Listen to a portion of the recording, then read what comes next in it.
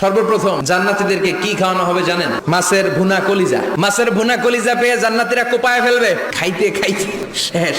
ফেরেশতারা বলবে এত খাইয়েন না, সামনে আরো আছে। বড় বড় পার্টি হবে, খাওয়া দাওয়া শুরু হবে। এবার কলিজা ধুইয়া জান্নাতীরা কোপানো শুরু করবে পাখির ভুনা গোশত। সুবহানাল্লাহ পড়ে। একটার চেয়ে আরেকটা সুস্বাদু। জান্নাতীরা জান্নাতে যখন ফলমূল খাবে, ফলমূলগুলো যখন তাদের কমন করে যাবে, তারা বলবে আল্লাহ এই কমন ফল দিলেন কেন? জান্নাতীদেরকে কমলা দিলে জান্নাতীরা বলবে কমলা দিছেন কেন? কমলা তো দুনিয়ায় খাইছি। কলা দিবে, তো কলা দিছেন কেন? কলা তো দুনিয়ায় খেয়েছি। আল্লাহ বলবেন এই কলা দুনিয়ার কলার মতো না। দুনিয়ার কলার ছোলা ফেলে দিতে হয়, বিচি ফেলে দিতে হয়, পাতা ফেলে দিতে হয়। জান্নাতের ছোলা ফালা লাগবে না। ছোলা খাও, ছোলা আরো মজা।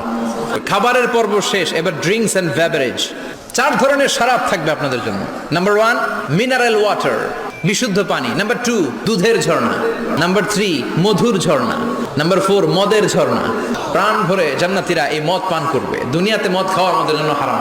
আমরা দুনিয়াতে মদ খাবো না, জান্নাতে যে খাবো কোপায়া।